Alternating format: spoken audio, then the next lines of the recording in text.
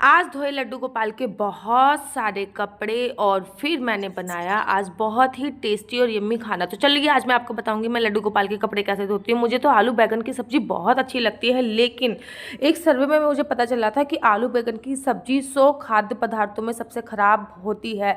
तो हस्बैंड के लिए आज मैंने बनाया था बनाना शेक, और ये गोभी का पराठा, ये सिया के लिए पराठा बनाया था गुड़ का, ये हस्बैंड के लिए 2 आटे की रोटी और 1 बाजरे की रोटी और साथ में ज्वारी की रोटी बनाई थी। ये थोड़ी सी सलाद मैंने काट के रखी थी, और उसी के साथ मेरे हस्बैंड हमेशा मुझसे कहते थे मेरे को बहुत सारा धनिया डाल के दो, बहुत सारा धनिया डाल के दो। इस बार मुझे गुस्सा आ गई, मैंने कुछ ज़्यादा ही धनिया डाल दिया, मुझे ऐसा महसूस हो रहा है। आलू और गोभी का पराठा बनाया था जो कि वो हमेशा रोल करके लेके जाते हैं, बाहर खाते हैं। उसके बाद हस्बैंड के जाने के बाद मैंने खाना खाया। मुझे ओवरऑल पराठा बिल्कुल भी पसंद नहीं है। अगर कोई मुझसे कहे पराठा खाओगे या सैंडविच, तो मैं सैंडविच की तरफ मूव ऑन करूँगी, लेकिन कभी कभी खा लेती हूँ लड्डू गोपाल के बहुत सारे। मैंने आज कपड़े धोए। तो सबसे पहले मैं आपको बताती हूँ आज मैं लड्डू गोपाल के कपड़े कैसे धोती हूँ। मैं लड्डू गोपाल के कपड़े वॉशिंग मशीन में नहीं धोती हूँ। बहुत सारे कपड़े इकट्ठे हो जाते हैं, और जब मेरे हस्बैंड डांटने लग जाते हैं कि लड्डू गोपाल के कपड़े धो, तब जाके मैं लड्डू गोपाल के कपड़े धोने चालू होती हूँ। क्योंकि सुबह सुबह लड्डू गोपाल को स्नान वही कराते हैं, वीकेंड पे मैं कराती हूँ, शाम को मैं स्लीपिंग कराती हूँ। लेकिन रोज से पहले ना मेरी कुंडली आ गई थी, तो मैं कुंडली देखने लग गई थी और कपड़े फिर से अधूरे रह गए थे। लेकिन हाँ, लड्डू गोपाल के जब भी मैं कपड़े धोती हूँ ना, तो 2-3 बातों का मैं हमेशा ध्यान रखती हूँ। जैसे कि किचन एरिया एकदम साफ़ हो, क्योंकि मैं लड्डू गोपाल के कपड़े हमेशा किचन एरिया में धोती हूँ।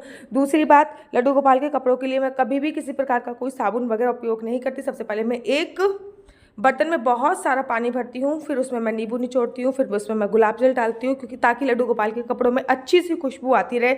गुलाब जल डालने के बाद मैं उसमें ना नींबू इसलिए निचोड़ती हूँ क्योंकि नींबू जो होता है वो हमारे मैल को निकाल देता है कपड़ों के। फिर थोड़ा सा ग्लिसरीन डालती हूँ ताकि कपड़ों पर चमक बरकरार रहे। उसके बाद फिर मैं विनेगर डालती हूँ, एप्पल थाइगर विनेगर, शुद्ध हिंदी में बोला जाता है। सिरका डालती हूँ, सिरका डालती हूँ। उसके बाद एक एक करके, जैसे कि मेरी जुगल जोड़ी सरकार के कपड़े हैं, 2 लड्डू गोपाल हैं उनके कपड़े हैं, जुगल जोड़ी सरकार है उनके कपड़े हैं, तो बहुत सारे कपड़े धोती हूँ। फिर मैं उनको धूप में सुखाती हूँ, और उनके कपड़ों के नंबर तब भी आ पाते हैं जब मेरी डांट पड़ जाती है।